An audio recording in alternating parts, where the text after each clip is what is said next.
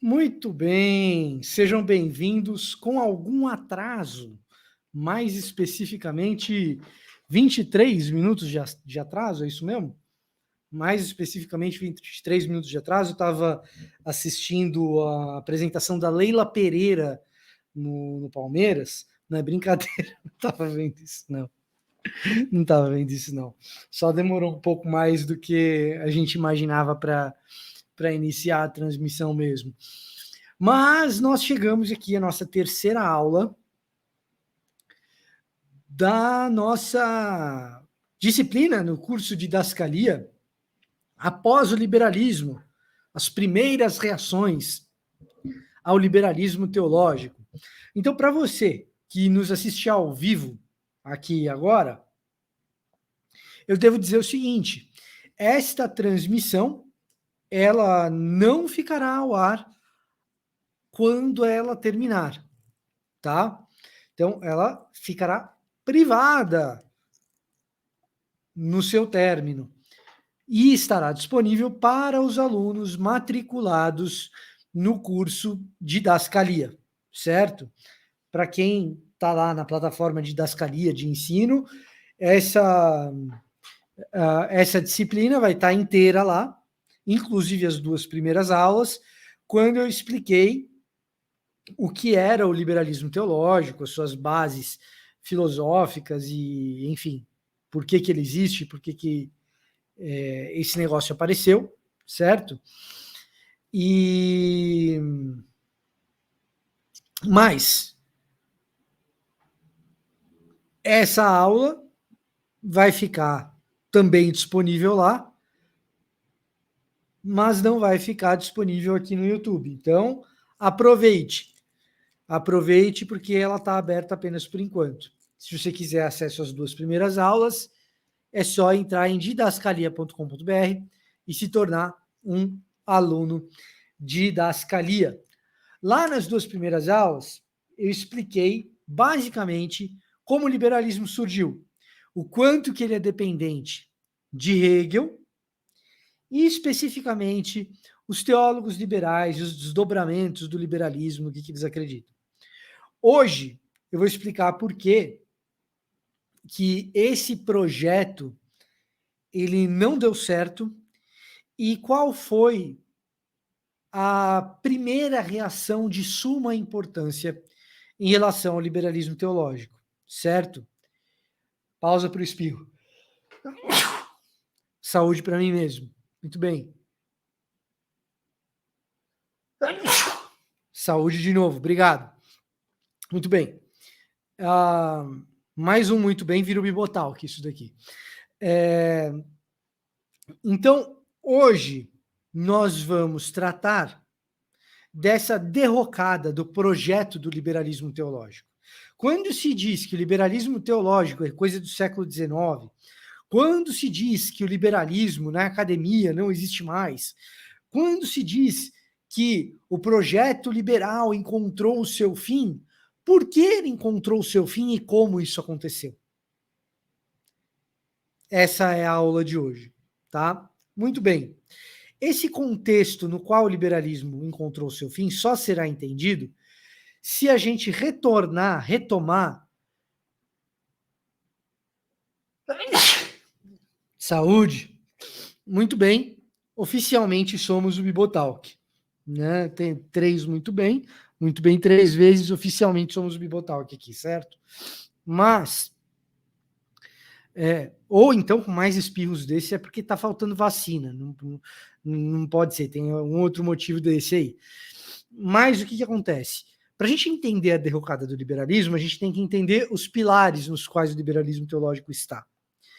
Em especial, o liberalismo teológico ele é uma aposta na teologia de que os paradigmas de interpretação da realidade da modernidade funcionam. E uma vez funcionando, esses paradigmas de interpretação da realidade, como eles enxergam a espiritualidade e a teologia? O liberalismo teológico é uma tentativa de construir uma teologia a partir desses paradigmas de interpretação da realidade que a modernidade fornece. O principal desses paradigmas está em Hegel. Isso eu expliquei nas 2 aulas passadas, então hoje eu vou falar muito rapidamente. Na dialética de Hegel em especial. E a ideia de que, ao aplicar-se essa dialética, você pega uma tese e exaure essa tese com o que ela tem de melhor para oferecer. Pega a antítese disso e exaure essa antítese com o que ela tem de melhor para oferecer. O que sobra desse embate é a tal da síntese, que é sempre uma proposta melhor do que a proposta da tese e da antítese. Essa síntese eu vou pegar e vou abordá-la com tudo que ela tem de melhor para oferecer. E o oposto dela, e eu vou fazer uma antítese dessa síntese, e eu vou ter uma nova síntese. E assim vai, num progresso intelectual e de compreensão do mundo, até que eu dê conta, até que a humanidade dê conta de interpretar toda a realidade e de fazer com que a realidade seja totalmente abarcada e compreendida. É uma aposta de que o ser humano vai ser capaz de compreender tudo. É uma aposta de que o ser humano dá conta de entender todas as coisas. É um tal de um otimismo antropológico que a modernidade embarca, e ela vai embarcar em diversos aspectos. Ela vai entender que na economia tudo vai melhorar, ela vai entender que na geopolítica tudo vai melhorar e os seres humanos vão se acertar e a gente vai chegar à paz, até o momento que a gente vai chegar a um negócio chamado fim da história. O que é o fim da história? É quando tudo estiver certo. É quando não houver mais conflito. O ser humano vai alcançar um progresso de tal maneira que a gente vai chegar num ponto em que não há mais conflito. Economicamente a gente está bem, politicamente a gente está bem,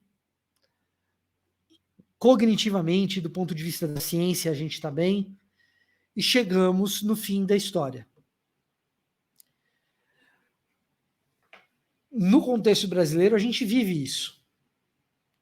O brasileiro adota um jeito de enxergar esse fim da história que é o positivismo.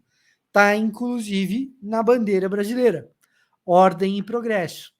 Se fizer tudo direitinho, vai ter progresso. Se fizer tudo com ordem, o progresso chega. E a gente sempre vai ter progressividade, sempre vai ter progressão. O espírito da modernidade, ele é assim. Tá? Esse espírito da modernidade vai ser desafiado pelo próprio século XX. De forma que esse otimismo em relação ao ser humano, ele vai se tornar impossível. Então, vamos olhar aqui esse otimismo em relação ao ser humano, que eu acho que é interessante a gente olhar isso do ponto de vista dos acontecimentos do século XX. Então, o século XX ele se inicia e a gente vai ter um grande desafio do ponto de vista sanitário, que é a gripe espanhola. A gente está vivendo uma pandemia, o início do século XX teve a sua própria pandemia. E a ciência teve dificuldade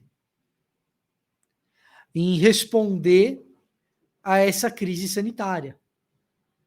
A toda a poderosa ciência, a percepção de que o ser humano daria conta de tudo e com seu conhecimento chegaria a uma panaceia e ao fim da história, o que essa ciência tem a dizer frente a tal gripe espanhola? Tá. Então, esse é um ponto importante. Você vai falar assim, poxa, talvez o ser humano não seja essa maravilha toda. Beleza. Isso no campo sanitário. No campo geopolítico, nós temos o ser humano, em vez de conduzido à paz, ser conduzido a duas grandes guerras, em especial a Primeira Guerra extremamente sangrenta, a tal guerra de trincheiras, com muitas mortes, com um número nunca visto antes de mortes, na verdade. É uma guerra massacrante do ponto de vista do morticínio. E além disso, se do ponto de vista político você chega, em vez de chegar à paz, chegar a duas grandes guerras, do ponto de vista das resoluções internas das nações, o que você assiste é a ascensão de vários regimes totalitários brutais. No âmbito da esquerda, você vê isso acontecer com a ascensão da União Soviética, e ainda que se soubesse pouco a respeito da União Soviética no Ocidente, sabia-se o suficiente para saber a respeito, principalmente, do morticínio provocado por Stalin, com a morte de Lenin, a chegada de Stalin. A gente ainda não sabe a dimensão dos assassinatos que Stalin provoca, mas a gente sabe que tem muito. Então você tem a ascensão de regimes totalitários de esquerda, e você tem a ascensão de regimes totalitários de teor de direita. Franco, Salazar, Mussolini e o próprio Adolf Hitler. De forma que a aposta no ser humano, da chegada na paz e tudo mais, quando você olha para o século XX e olha para as duas grandes guerras e o tipo de regime totalitário que está aparecendo, aquela fantasia britânica, francesa, norte-americana, da democracia e da chegada à paz e da tecnologia e do fim da história, tudo isso daí vai ficando muito utópico, especialmente para quem está vivendo isso e olhando de perto, em especial na Alemanha, o berço do liberalismo teológico. Se na política e no lado sanitário, na política externa você tem duas grandes guerras, na política interna você tem a ascensão desses regimes totalitários brutais, tirânicos. Na economia, você experimenta outra crise de um ser humano que não dá conta. Você tem, no início do século, os pânicos, tá? Crise de 1901, crise de 1907, que são os primeiros bank rushes, a ideia de você correr para o banco para tirar o seu dinheiro, para ter um dinheiro em casa, porque você vê uma crise chegando, e essa corrida para os bancos, bank run, essas corridas para os bancos fazem com que a própria crise chegue. Você tem a recessão de 1920, 1921, que é o pós-guerra, pós-Primeira Guerra Mundial. Você vai ter a recessão desse período. Então, você não tem a prosperidade prometida na política, na geopolítica, sanitária. Você também não tem a prosperidade prometida do ponto de vista econômico. Você tem os pânicos econômicos de 1901 e 1907, a recessão de 1920 e 1921, e você tem a crise de 29 e a grande recessão, ou a grande depressão de 29. Então, na economia também não veio a prosperidade prometida, o tal do fim da história. E aí, na tecnologia, você tem, sim, uma grande evolução tecnológica, você tem a descoberta de uma série de coisas importantes no início do século XX. E o que se faz com essas descobertas? Enola Gay, bomba nuclear, Projeto Manhattan, Hiroshima e Nagasaki. Catástrofe de Hiroshima e Nagasaki. Então, diante de tudo isso, aquela aposta no ser humano, aquela aposta moderna no ser humano, do iluminismo, diante dessas tensões, esse otimismo em relação ao ser humano ele fica insustentável. Porque as promessas não se cumprem. E, no âmbito religioso, todo esse pessimismo que você tem, ele aumenta quando você enxerga as igrejas aderindo ao nazismo. As igrejas aderindo ao fascismo italiano, ou a igreja se calando diante de Benito Mussolini, a igreja católica se calando diante de Benito Mussolini. Você tem importantes figuras eclesiais da igreja oficial alemã luterana aderindo ao nazismo. E você tem uma grande pergunta a respeito da teologia dessas igrejas e dos grandes teólogos, que você fala assim, será que está certa uma teologia que leva a grande nação cristã do mundo a jogar 2 bombas nucleares em outra, matando civis, matando mulheres, crianças. E será que está tudo certo com a teologia de grandes teólogos que ajudam a fundar o partido nazista? E então o projeto modernista de uma grande, do que sobrou de alguma religião, que é o tal do liberalismo teológico, também se vê questionado. Então, o liberalismo que apostava nos paradigmas da modernidade para interpretar o mundo, esse liberalismo teológico, de repente, ele vê esses paradigmas da modernidade serem questionados, duramente questionados. Então, será que sobra algum espaço para o tal do liberalismo teológico? E começam a surgir, então, os primeiros grandes questionamentos a respeito da validade do próprio projeto liberal. A somatória dessas crises todas impede a percepção otimista do iluminismo nas suas variadas formas, seja no positivismo, da dialética hegeliana, no liberalismo teológico que se ampara, que se escora, que se produz, que se constrói em cima desses alicerces modernistas de enxergar o mundo, de apostar no ser humano. Com Georg Hegel, teria começado o fim da história, diria Alexandre Kojev, Alexandre Kojev, eu não sei. Eu imagino que seja Alexandre Kojev, mas não sei. Ou Kojev, não sei. De onde é esse cara? Aí você fala para mim como que pronuncia esse negócio, Ana. Marxista entusiasta do discurso da fenomenologia do espírito.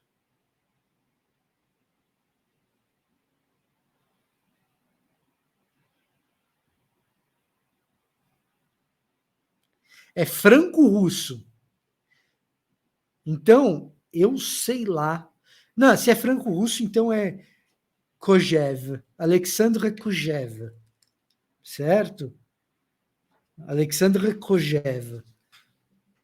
Se o acento tá certo, né? Se esse acento tá certo. Deve estar, porque é a Ana que escreveu. Então, basicamente isso. Basicamente isso. Hoje a gente acha isso absurdo, mas era o que eles acreditavam. E eles deixam de acreditar de alguma maneira. E a primeira, ou talvez a grande reação no âmbito da teologia a esse otimismo todo, chama-se Karl Barth.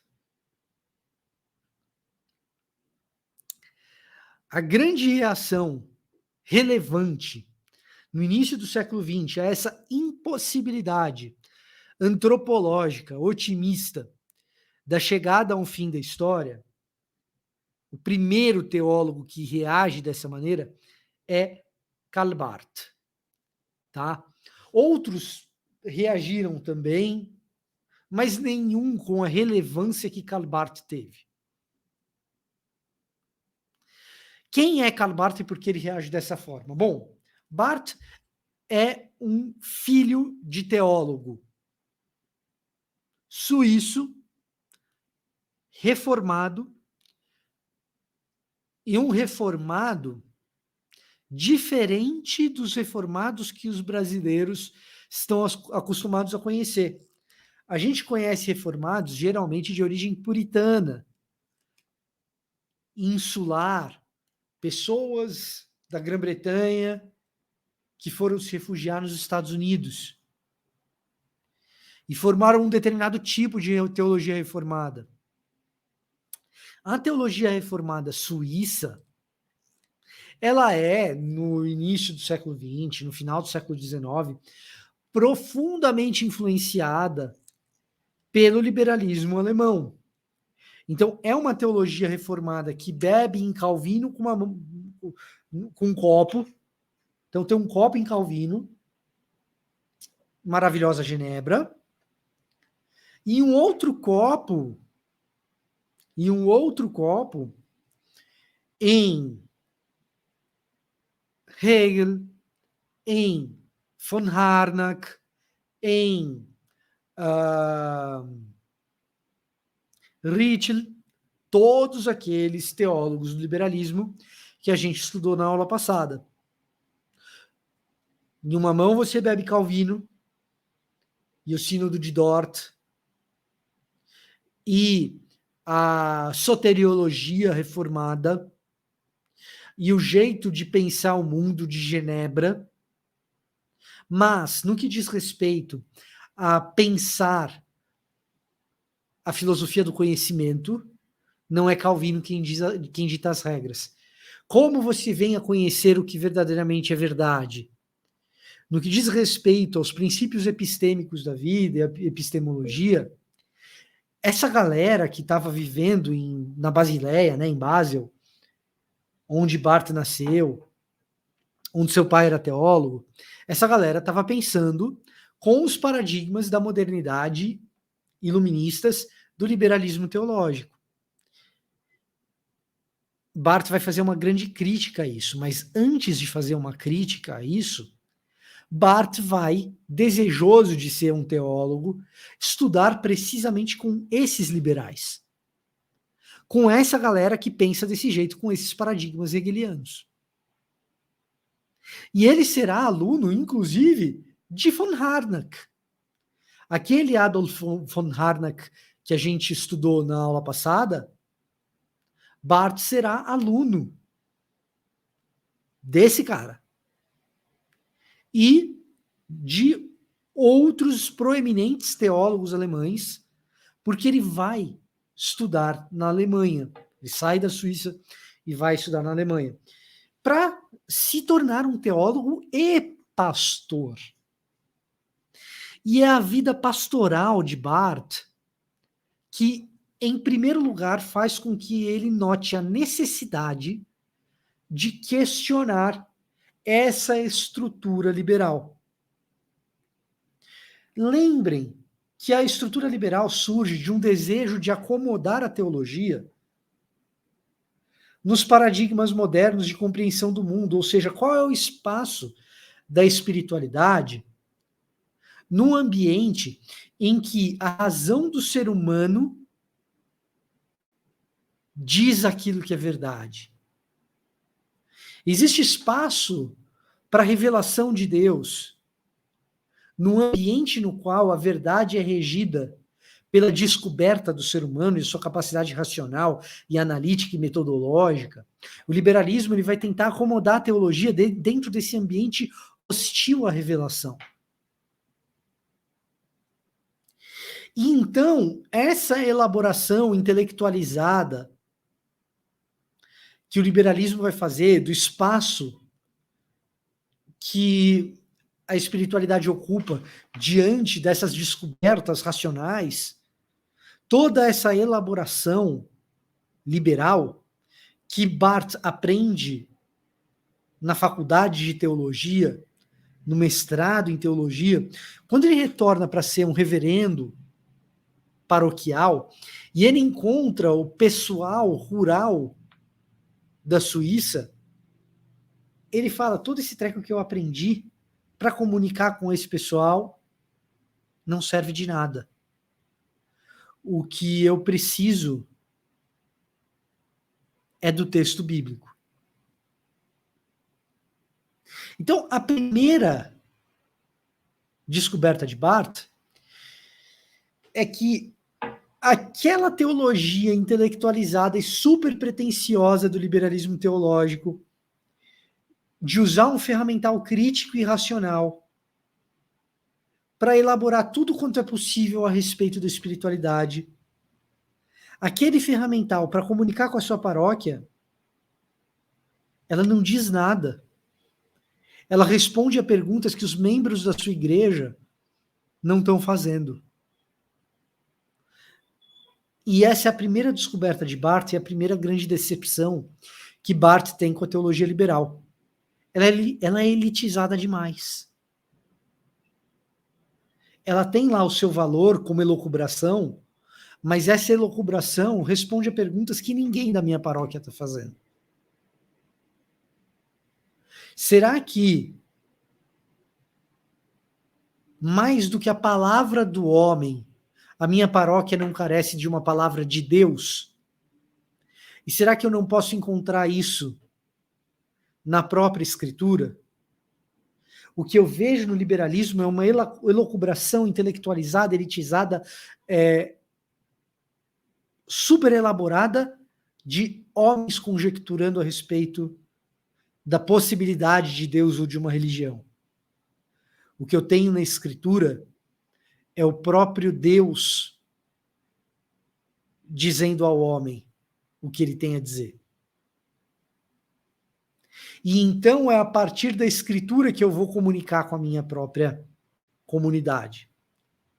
A segunda grande descoberta de Barth e grande decepção dele é ver que esses professores brilhantes que ele teve na Alemanha, eles estão gradativamente aderindo à decisão do Kaiser alemão de entrar na Primeira Guerra ou de causar a Primeira Guerra Mundial. O caminho beligerante, nacionalista, de adesão à Primeira Guerra, ou melhor, de adesão a uma guerra que depois ficou conhecida como Primeira Grande Guerra, o comprometimento ideológico dos seus professores com o Kaiser alemão, o desprezo por uma ética verdadeiramente cristã e a adesão desses professores brilhantes a um plano que, aos olhos de Barth, são profundamente distantes de Cristo, um plano de violência, de subjugar o resto do mundo, imperial. Barth, ao ver esses teólogos se juntando ao Kaiser, alguns deles se vendendo ao Kaiser, faz com que Barth questione a validade intelectual do liberalismo teológico. Note que a derrocada intelectual do liberalismo teológico, ela se inicia não na percepção das suas fragilidades internas, enquanto projeto intelectual. Em outras palavras, a derrocada do liberalismo teológico, ela não começa quando um intelectual começa a ler esses livros e fala: ela é frágil aqui, ela é frágil aqui, ela é frágil ali e precisa ser desmontada. Não. Ela começa quando ela é confrontada com a realidade. Quando Barth pega essa teologia abstrata e confronta essa teologia abstrata com a realidade que ele encontra na sua paróquia, e nas decisões geopolíticas dos seus professores, da relevância global dessa teologia, mas quando a teologia encontra essa realidade, Barth fala, essa teologia tem que estar errada em algum aspecto, não é possível que o resultado seja esse, um resultado morto e insosso na comunidade local e um resultado tão distante de Cristo nas decisões geopolíticas e de poder e no plano global das coisas. Não é possível que esse treco esteja certo. Daí que é de fundamental importância que no século XXI, no século XX, no século XIX, no século XVIII, onde haja elaboração teológica por parte do ser humano, para Barth, que isso seja contrastado com os resultados dessa elaboração na realidade.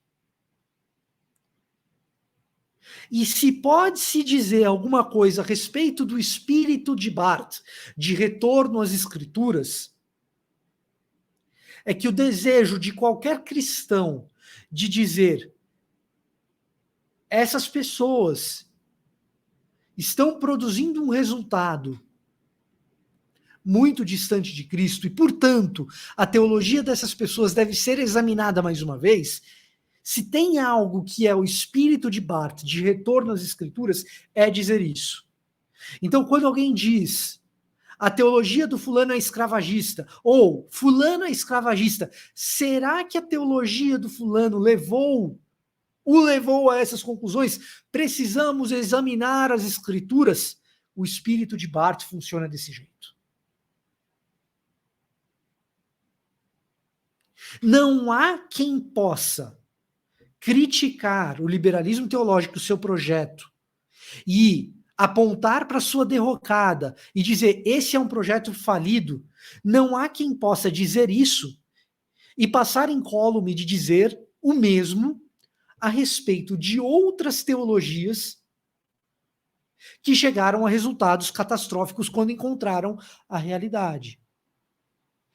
Quem critica o liberalismo pelos seus resultados catastróficos na realidade e não critica outras teologias que tiveram resultados catastróficos, a pretexto de dizer, mas essas são ortodoxas, são sentenciados como hipócritas.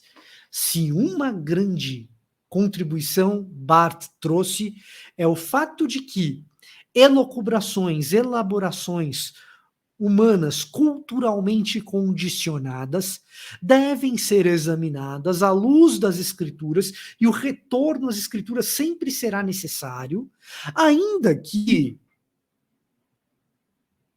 eu olhe para a teologia que alguém desenvolveu e diga, essa teologia concorda com o que eu concordo? Mas o resultado não está batendo.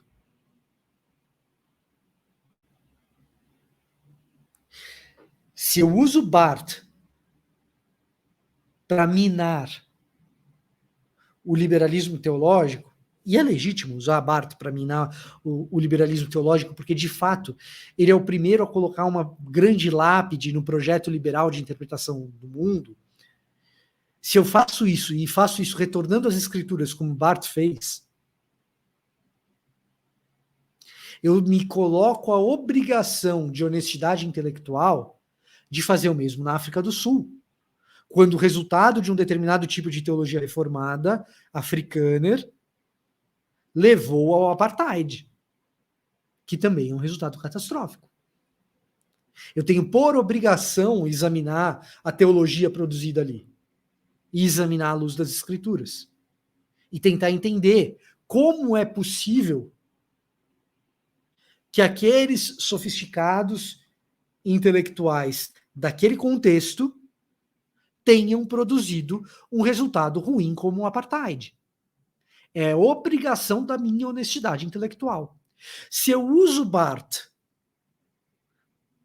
para dizer que o liberalismo teológico chegou ao fim porque Barth observou os resultados catastróficos do liberalismo teológico, eu sou obrigado a olhar para as leis de Jim Crow e para o segregacionismo que aconteceu nos Estados Unidos, apoiado pelas igrejas evangélicas, e examinar a teologia dessas igrejas para entender como pode que teólogos dessas igrejas, intelectualizados e com elaborações e elucubrações que podem ser válidas, como eles chegaram no Jim Crow? Como eles chegaram na segregação? Eu tenho que retornar às escrituras. Eu me torno obrigado a fazer isso sob pena de ser hipócrita, se não o fizer. Isso significa que eu vou descartar tudo isso que essas pessoas falaram? Não, isso significa que eu vou examinar e eventualmente descartar muita coisa, algumas coisas, pedaços, a estrutura inteira. Mas eu preciso voltar à escritura e examinar.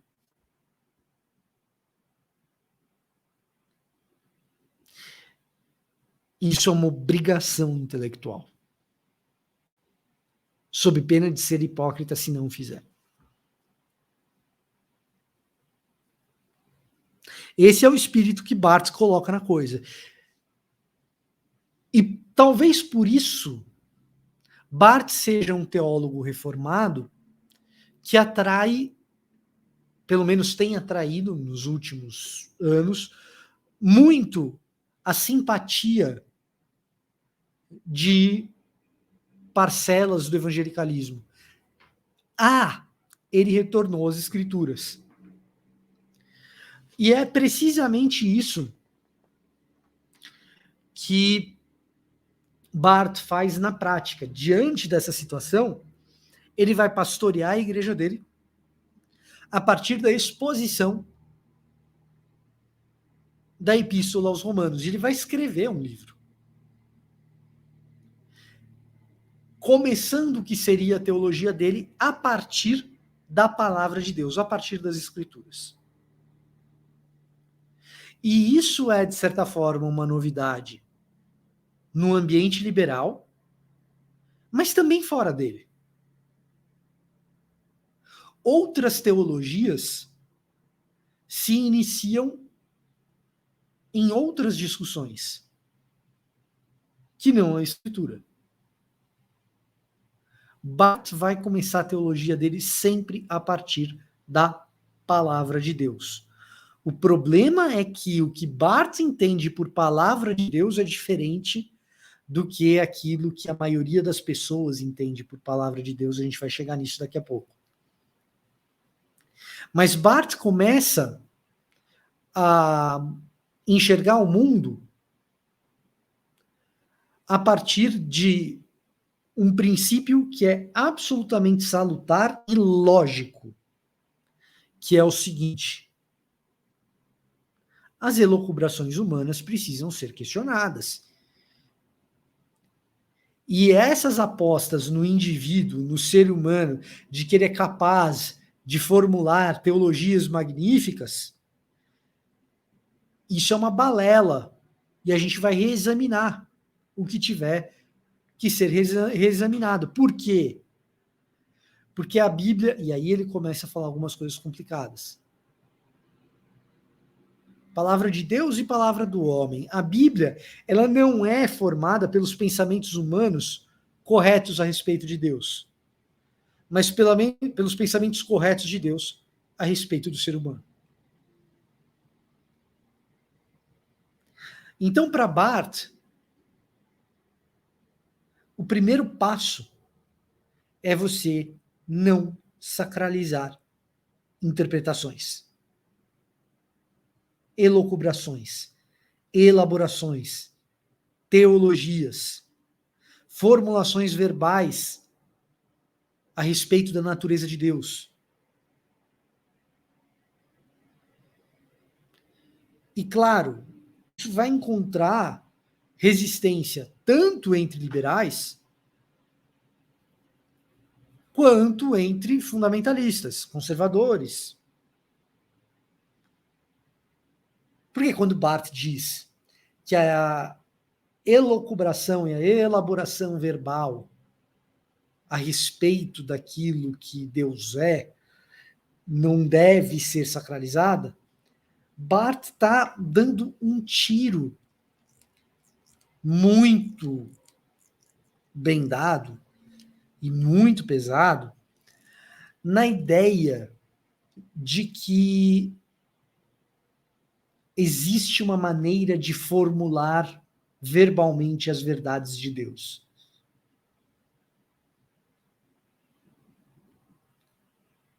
Isso é ruim para quem fundamenta sua fé nessas declarações verdadeiras a respeito de Deus.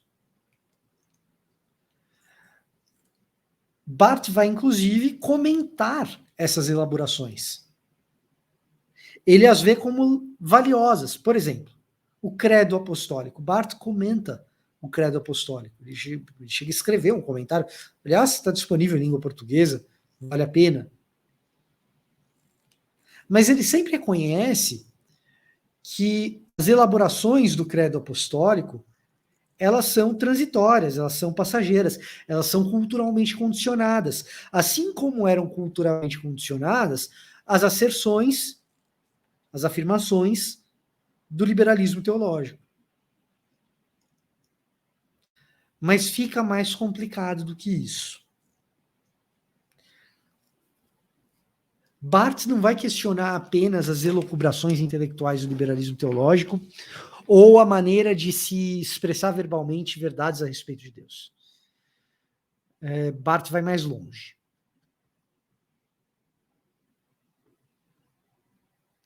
Ele vai propor uma dogmática a partir do texto bíblico.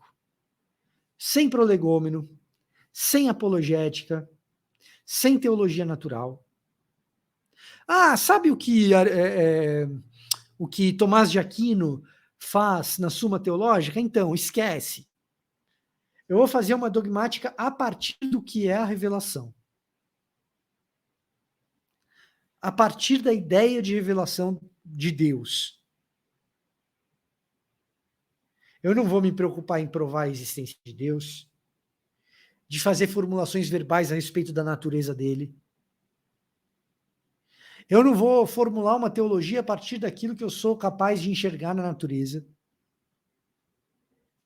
Eu vou, de cara, iniciar a minha exposição teológica a partir do que o texto diz. E isso é, por si só, uma espécie de manifesto contra a modernidade.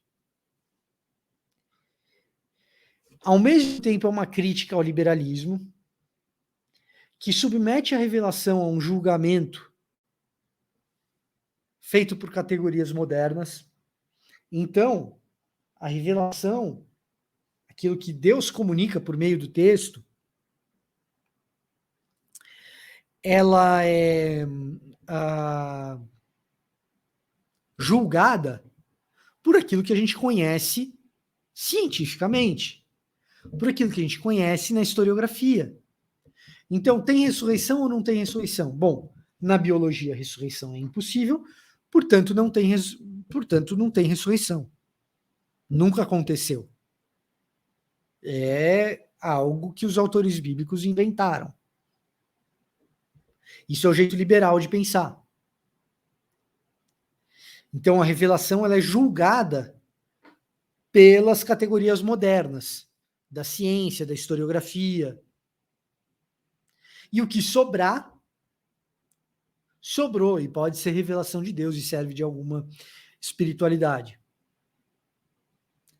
Ao mesmo tempo que ele critica o liberalismo por esse tipo de julgamento que o liberalismo faz com esses paradigmas da modernidade, que, diante da realidade do século XX, já não prestam mais, Barth também acaba fazendo uma crítica ao fundamentalismo. O fundamentalismo era ele mesmo uma resposta ao liberal. Mas o Barth vai olhar para o projeto fundamentalista e vai dizer o seguinte, bom, se no liberalismo a revelação ela é julgada pelas categorias modernas, no fundamentalismo a revelação ela é validada pelas categorias modernas, e ela não precisa de validação. A revelação é a revelação, você pega o que ela diz e você começa a fazer teologia a partir dela, meu. Então você não vai ficar buscando explicações científicas para provar que a Bíblia está certa.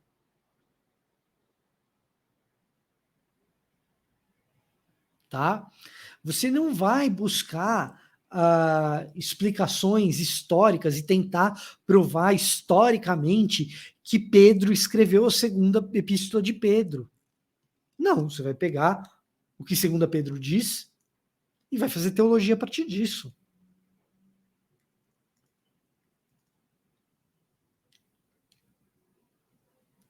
E você fazer teologia assim, simplesmente pegando o texto bíblico e construindo uma dogmática, por incrível que pareça, é uma novidade. Por incrível que pareça, é uma novidade.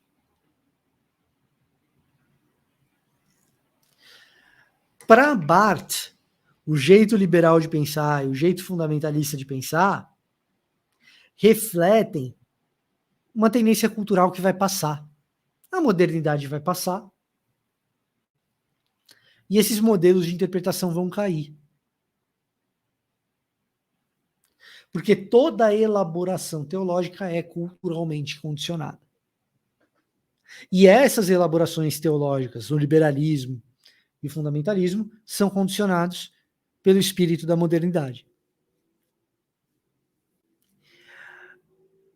Talvez Barth só não contasse com o fato de que esse espírito da modernidade ele é bem resistente, ele está aí até hoje.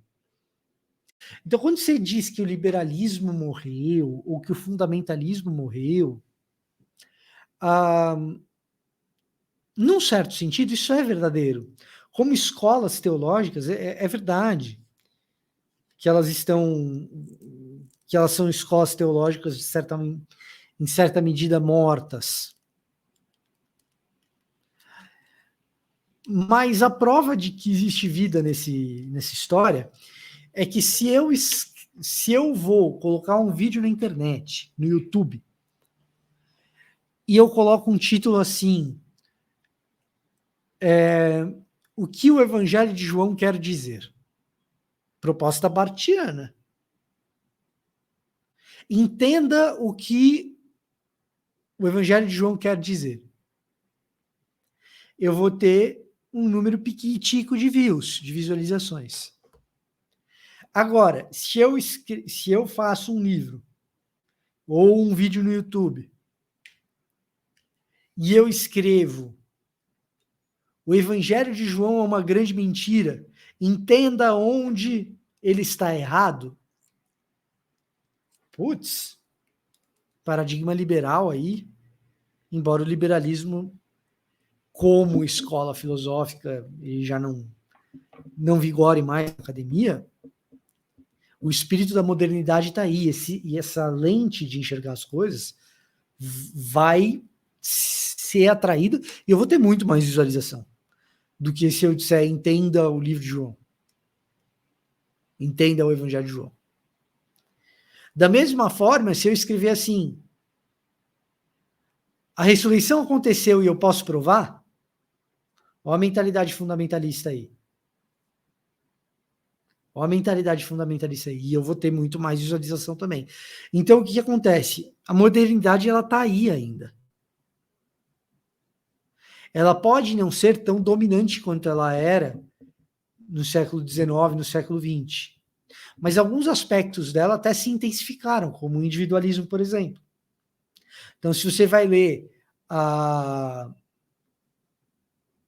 teóricos como Gil Lipovetsky, por exemplo, ele vai sugerir que a modernidade segue e o que a gente vive é uma hipermodernidade, com uma sociedade de hiperconsumo, com uma hiperindividualidade rolando, numa hipervelocidade.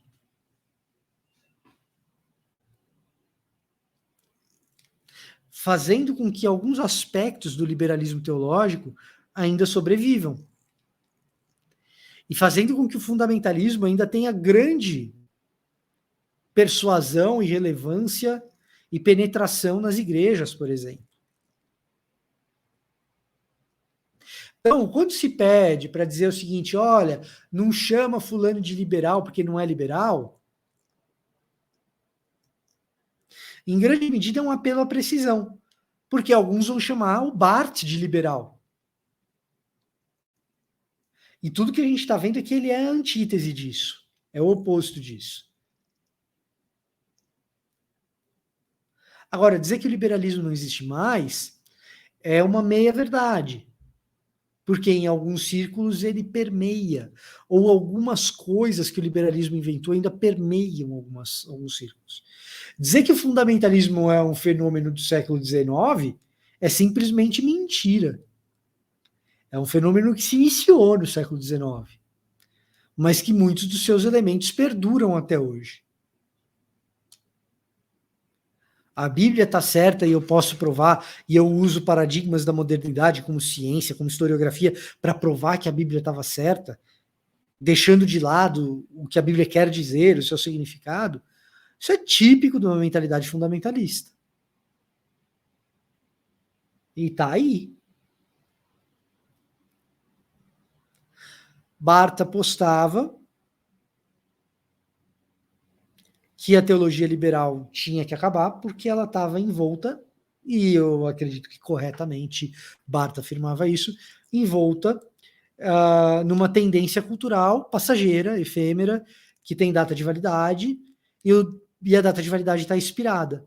Quando a gente consome teologia fundamentada nos princípios da modernidade, seja ela liberal, seja ela fundamentalista, a gente está comendo comida estragada, com um prazo de validade que já deu. Barth está mostrando para a gente aqui, ó, expirou a data, gente. Vocês vão comer isso, vocês vão passar mal. Ah, então Barth ele é totalmente ortodoxo, ele é um retorno às escrituras. Não, ele é neo-ortodoxo. O retorno às escrituras de Barth vai ter coisas que um evangélico médio jamais concordaria. Parte disso vem pelo fato de que Barth faz uma associação entre Cristo e a palavra de completa identidade. Cristo é a palavra e a palavra é Cristo. E a partir dessa completa identidade, Barth não vai entender que a Bíblia é a escritura revelada ou a revelação de Deus. A palavra encarnada, que é Cristo, ela é eterna, então ela não está circunscrita à história, ela não está circunscrita aos eventos de Jesus. Alguém pode encontrar a Cristo sem encontrar os eventos históricos que Jesus viveu. Em parte porque Barth, assim como outros neo-ortodoxos, vão enxergar uma impossibilidade de reconstrução historiográfica precisa de eventos que aconteceram 2000 anos atrás. E, portanto, a fé não pode encontrar-se dependente da precisão da narrativa desses eventos. Então, vai se formular uma fé um tanto descontextualizada do embasamento histórico dos acontecimentos em torno de Cristo. A gente se encontra com a revelação encarnada na eternidade de Cristo. E Barth, então, vai fundamentar a ideia dele de fé em algo que a gente já viu aqui no curso. A ideia de um encontro experimental com Cristo, muito nos moldes de Schleiermacher, muito nos moldes de Søren Kierkegaard. E aí, se você posiciona Schleiermacher, ou Schleiermacher, não sei lá como se pronuncia esse treco no alemão, Alex, depois você me corrige, Schleiermacher, alguma coisa do gênero. o Macker, no final, eles não gostam que fala. Né? Se você posicionou o Schleiermacher no liberalismo, você vai posicionar o Barthes no liberalismo se você for coerente. Só que o liberalismo, como a gente acabou de ver, é tudo aquilo que Barthes quer desmontar. Por isso que não dá para ficar chamando qualquer coisa de liberalismo teológico. Você chega a imprecisões, e imprecisões terríveis que te atrapalham a compreender a realidade. Não dá para ficar dizendo, fulano de tal não acredita na inerrância, então ele é liberal. Pô, Barthes não era um inerrantista nos moldes de Chicago, e tudo que ele é contra é o liberalismo. Não dá para chamar Barthes de liberal. Quem chama Barthes de liberal ou é desonesto ou é ignorante.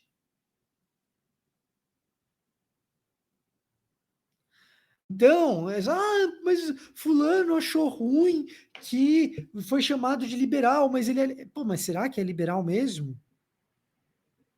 Ele tem um projeto de interpretação do mundo no qual o ser humano é o protagonista da história e que mede a revelação a partir dos paradigmas da modernidade, do cientificismo, de uma historiografia positivista. Ele é isso. Se ele não é isso, ele não é liberal. Ele pode até ser heterodoxo em algum aspecto, mas liberal ele não é. Barthes não é liberal. Liberalismo é tudo aquilo que ele está tentando desmontar. Tá? Daí que na primeira aula eu dizia,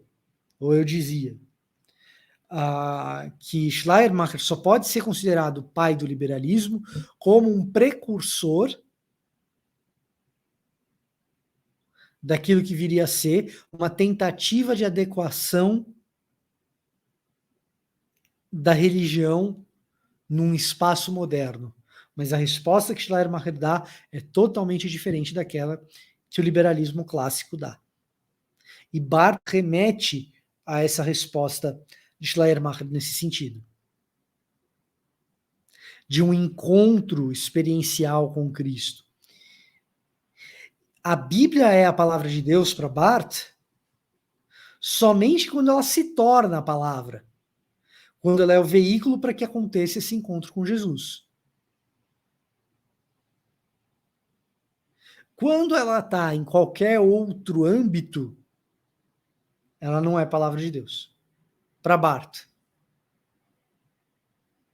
E isso vai fazer com que Barthes seja odiado por muitos evangélicos. Daí que a relação de Barthes com os evangélicos é uma relação de amor e ódio. Amor por quê? Porque ele retorna às escrituras. Porque ele faz teologia para a igreja. Porque é uma dogmática para a igreja. Porque ele é uma pedra no sapato dos liberais. É uma relação de amor. Ódio por quê? Putz, quando ele vai falar do que é a escritura, do que é a revelação, a doutrina dele da revelação é totalmente diferente da nossa. E então vai existir esse atrito. Mas é necessário dizer que existe atrito. Esse atrito não significa que Barthes seja liberal. E nem Bultmann. Porque esse ponto aqui, a Bíblia não é a palavra de Deus, mas se torna a palavra de Deus quando ela é o veículo para que aconteça o encontro com Jesus, essa situação, essa frase final aqui, é o que vai nos guiar a nossa próxima aula, que é Rudolf Bultmann, uma outra reação ao liberalismo teológico. Certo? Então, esse era o episódio de hoje, a aula de hoje. Espero que você goste dela, se aprofunde, porque eu vou ficando por aqui. Até a próxima.